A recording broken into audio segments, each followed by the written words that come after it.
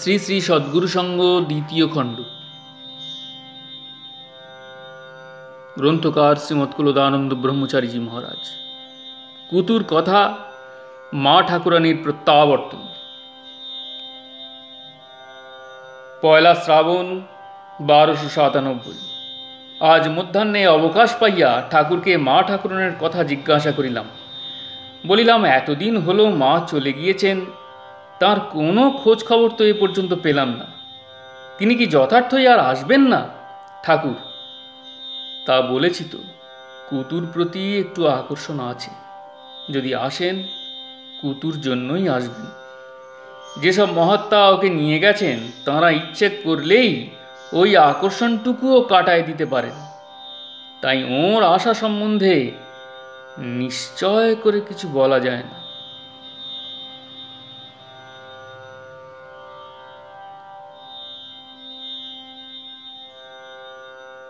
আমি: মহাত্মারা মার আকর্ষণই না হয় কাটাবেন, কুতু ছেলে মানুষ, তার তো মার প্রতি একটা মায়া আছে। ঠাকুর: কুতুর কি মার জন্য কষ্ট হচ্ছে? আমি: তা কিছু বুঝি না। কুতুর কথাবার্তা, হাসা, গল্প, চলাফেরা দেখে কুতু একবারও যে মাকে মনে করেন এমন বোধ হয় না। মা এখানে থাকবেন বলে আশা করে এসেছিলেন, তাঁর এভাবে যাওয়ায় সকলেরই একটা খুব কষ্ট হয়েছে। ঠাকুর: ওর এভাবে যাওয়া ভালোই হয়েছে। এ যাওয়ায় কোনো ক্ষতি হবে না, মঙ্গলই হবে। এবারে শ্রী বৃন্দাবনে এলে ওকে কখনোই ফিরায় নেওয়া সম্ভব হবে না। ওরই স্থানে উনি থেকে যাবেন।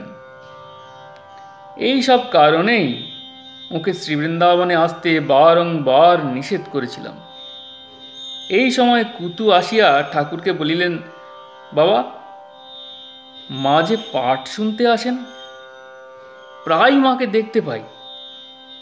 আজও মাকে ওখানে দেখলাম। ঠাকুর: তিনি কোথায় ছিলেন? কেমন দেখলি? কুতু: কেন, মা আমাদের কাছেই তো বসেছিলেন, এই শরীরে নয়। আজ বোধ হয় মা আমাদের কুঞ্জে আসবেন। ঠাকুর: তা আসতে পারেন। আমি কুতুকে জিজ্ঞাসা করিলাম, কুতু, মার জন্য কি তোমার কষ্ট হয়? কুতু বললেন, কষ্ট হবে কেন? মাকে দেখতে না পেলে কষ্ট হতো। মাকে তো অনেক সময়ই দেখতে পাই। দেখবে এখন, মা আজ আসবেন। আমি বলিলাম, তা তুমি কিসে বুঝলে?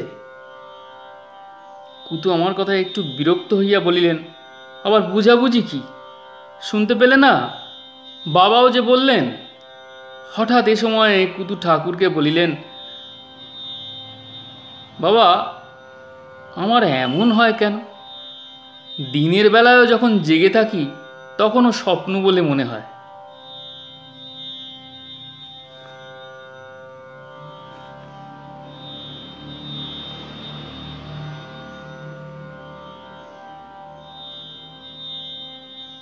ঠাকুর: কি বলছিস, একটু পরিষ্কার করে বল না। কুতু: সর্বদাই থেকে থেকে আমার মনে হয় যা কিছু দেখছি, শুনছি, করছি, এসব কিছুই নয়, সব মিথ্যা। সমস্তই যেন স্বপ্ন দেখছি মনে হয়। এমন হয় কেন? ঠাকুর: তোর খুব সৌভাগ্য তাই। যথার্থই এসব কিছুই কিছু না, সমস্তই মিথ্যা। স্বপ্ন তো বটেই। এসব স্বপ্ন বলে পরিষ্কার জানলেই তো হলো, আর কি? সন্ধ্যার একটু পূর্বে কুতুর সঙ্গে ঠাকুরের এই সকল কথাবার্তা হইতেছে। এমন সময়ে একটি বৃদ্ধা আসিয়া নিচে থাকিয়া আমাদিগকে ডাকিয়া বলিলেন, ওগো, কে আছো গো? তোমাদের মা গোসাই যে আমাদের কুঞ্জে, তোমাদের খবর দিতে এসেছি। এইমাত্র দেখলাম মা গোসাই আমাদের ঘরে বসে রয়েছেন। কখন এলেন, কোথা হতে এলেন, কিছুই জানি না। ঘরে তাঁকে দেখেই তোমাদের কাছে ছুটে এসেছি। ঠাকুর যোগজীবনকে ডাকিয়া বলিলেন, যোগজীবন, এখনই চলে যা, নিয়ে আয় গিয়ে। আমাদের কুঞ্জের দুইখানা বাড়ির পরেই একটি গরিব গৃহস্থ ঘরে মা ঠাকুরুন বসিয়াছিলেন। যোগজীবন যাইয়া মাকে লইয়া আসিলেন।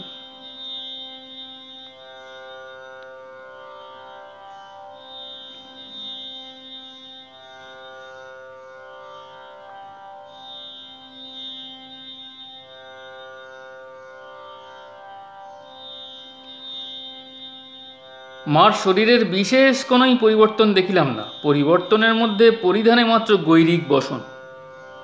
মা ঠাকুরুন আসিয়া ঠাকুরকে প্রণাম করিলেন। ঠাকুরও খুব সন্তুষ্টভাবে মা ঠাকুরুনের সঙ্গে কথাবার্তা আরম্ভ করিলেন। কিন্তু এতদিন মা ঠাকুরানী যে কোথায় কিভাবে ছিলেন সে সম্বন্ধে একটি কথাও জিজ্ঞাসা করিলেন না। রাত্রে আহারান্তে ঠাকুরের আসনের পাশে শুইয়া রহিলাম। ঠাকুর সারা রাত্রি বারান্দাতেই থাকেন, মশার বিষম উপদ্রব। মা ঠাকুরানী পাখা লইয়া পূর্ববৎ ঠাকুরকে বাতাস করিতে লাগিলেন। এই সময়ে যোগজীবন, শ্রীধর প্রভৃতি মা ঠাকুরনের আকস্মিক অন্তর্ধানের বিষয়ে জানিতে চাইলে মা বলিলেন, পরমহংসজি 5টি মহাপুরুষ সঙ্গে লইয়া এসেছিলেন। তাহারা 6-7 হাত লম্বা, সকলেরই মাথায় পাগড়ি আছে। তাহারা আমাকে যমুনায় নিয়ে গেলেন, বললেন, এখানে স্নান করো। আমি স্নান করলাম। পরে তাহারা আমাকে কোথায় কিভাবে নিয়ে গেলেন কিছুই জানি না। একটু পরে দেখি পাহাড়ে রয়েছে, বড়ই চমৎকার স্থান। পরমহংসজি আমার রক্ষক রূপে ওই মহাপুরুষ 5টিকে নিযুক্ত করে রেখেছিলেন। তাঁরা সর্বদাই আমার কাছে কাছে থাকতেন। আমি ইচ্ছামতো যেখানে সেখানে বেড়াতে পারতাম। সে স্থানই এমন যে কোনো প্রকার উদ্বেগ অশান্তি মনে আসে না, বড়ই আনন্দের স্থান। তাঁরাই আবার আমাকে এখানে এনে রেখে গেলেন। প্রশ্ন, আপনি কি আসতে চেয়েছিলেন? মা ঠাকুরানী, সেখানে থেকে কি আর আসতে ইচ্ছা হয়? তবে সময়ে সময়ে কুতুর কথা মনে হতো।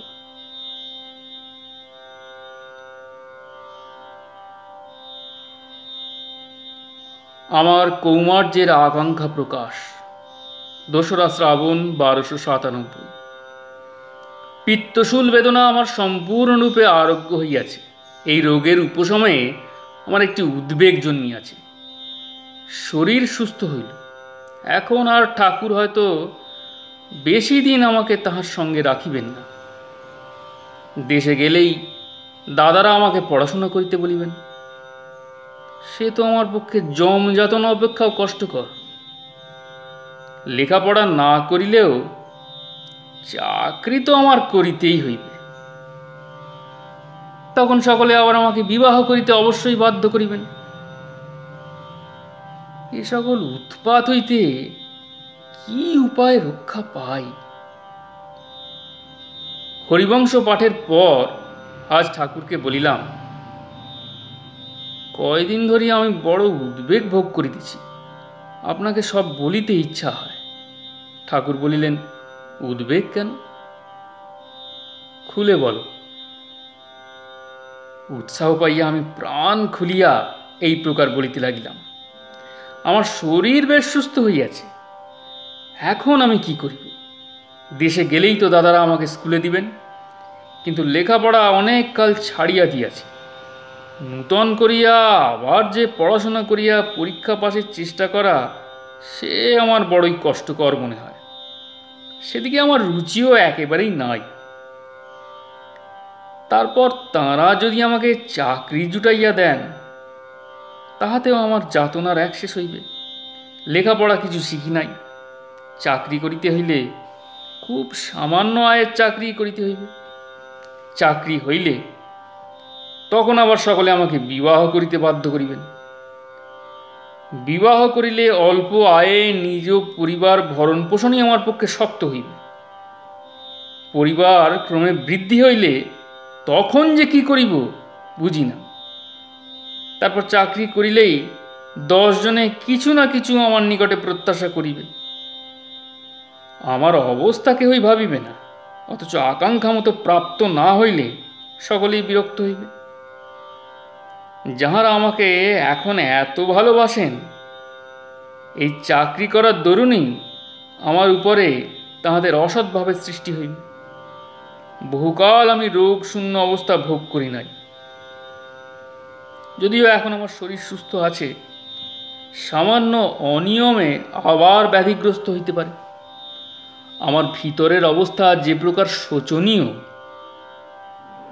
তাতে বিবাহ করিলে কিছুতেই আমি আর আত্মরক্ষা করিতে পারিব না। সংযমের দিক শিথিল হইলে তখন আমি কোথায় যে গিয়া পড়িব বলিতে পারি না। তখন কদাচার ব্যভিচারে চলিতে ওই পয়সাই আমার পরম সহায় হইবে। হাতে পয়সা পাইয়া স্বাধীনভাবে থাকিতে পারিলে আমি যে কোনো বিষম নরকে গিয়া পড়িব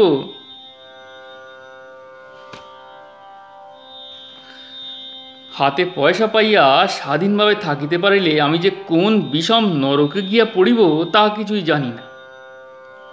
এইসব কারণে চাকরি ও বিবাহ আমার পক্ষে নরকের দ্বার বলিয়া মনে হয়। এসব আপদ হইতে আপনি আমাকে রক্ষা করুন, তাহা না হইলে আর উপায় নাই। ঠাকুর সব শুনিয়া বলিলেন, শরীরের অবস্থা তোমার যেরূপ, তাতে বিবাহ করা তো কিছুতেই ঠিক নয়। শরীরটি বেশ সুস্থ হলে চাকরি করে দাদাদের তো সেবা করতে পারো। ঠাকুরের কথায় বিবাহ করিতে হইবে না বুঝিয়া প্রাণ আমার ঠান্ডা হইল। ভাবিলাম এখন চাকরিও করিতে হইবে না। ঠাকুর এরূপ একবার বলিলেই আমি নিশ্চিন্ত হই। আমি আবার ধীরে ধীরে বলিতে লাগিলাম, অবিবাহিত অবস্থায় থাকিয়া চাকরি করা কি আমার পক্ষে নিরাপদ হইবে? আমার মনে হয় সাধারণ লোক অপেক্ষা আমার দুষ্প্রবৃত্তির উত্তেজনা অত্যন্ত অধিক। শুধু সুবিধা তেমন ঘটে না বলিয়াই এখনো পর্যন্ত আমি ভালো আছি। সাধন ভজনে নিয়ম বন্ধনে আবদ্ধ থাকাতেই আমি রক্ষা পাইতেছি। এদিকে একটু আলগা হইলে আমার দশা যে কি দাঁড়াইবে নিশ্চয় নাই। চাকরি করিলেই তো বিষয় লইয়া থাকিতে হইবে, মতি গতি সমস্তই বহির্মুখ হইয়া পড়িবে। সাধনের এসব আঁটাআঁটি নিয়ম প্রণালী তখন আর কিছুই থাকিবে না, বরং একটা প্রলোভন উপস্থিত হলে তাহা হইতে রক্ষা পাওয়ার সামর্থ্য আমার থাকিবে না। বরং হাতে টাকা পয়সা হইলে স্বেচ্ছাচারে চলিবার পথ পরিষ্কার হইবে। দস্তুর মতো আমাকে আপনি বাঁধিয়া না রাখিলে রক্ষা পাওয়ার আমার আর উপায় নাই। চাকরি করিলে অধিকাংশ সময়েই আপনার সম্বন্ধচ্যুত হইয়া থাকিব। তখন ভিতরে সমস্ত কুভাব মাথা ঝাড়া দিয়া উঠিবে। আমি রক্ষা পাইব কি প্রকারে? এই জন্য মনে হয় শুধু চাকরি হইতেই আমার এই জীবন নরকগ্রস্ত হইবে। আমি যে কি করিব কিছুই বুঝিতেছি না। আমার ভবিষ্যতের কল্যাণ অকল্যাণ কিসে আপনিই জানেন। যাহাতে আমার যথার্থ মঙ্গল হইবে আপনি আমাকে বলিয়া দিন, আমি তাহাই করিব। তবে আমার ইচ্ছা হয় আমি অবিবাহিত অবস্থায় চিরকাল থাকি, সাধন ভজন করি। তাহা হইলে চাকরির জন্য আমাকে কেউ জেদ করিবে না, কারণ আমাদের সংসারে তেমন কোনো অভাব নাই। আপনি যদি বলেন তাহা হইলে আমি চিরজীবন কুমার হইয়া থাকি। ঠাকুর বলিলেন, শুধু বললেই কি আর কুমার থাকতে পারবে? সে কি হয়? তুমি এক কাজ করো, ব্রহ্মচর্য ব্রত নেওয়া। কৌমার্য ব্রহ্মচর্যেরই অন্তর্গত। তবে ব্রহ্মচর্যে আরও কতগুলি নিয়ম আছে, তা রক্ষা করে চলতে হয়। একটা ব্রতের কুণ্ডলিতে না থাকলে শুধু এমনি ঠিক থাকতে পারবে না। কুমার অবস্থায় থাকতে হলে ব্রহ্মচর্য গ্রহণ করো। একটা ব্রতের বন্ধনে পড়লেই নিরাপদ।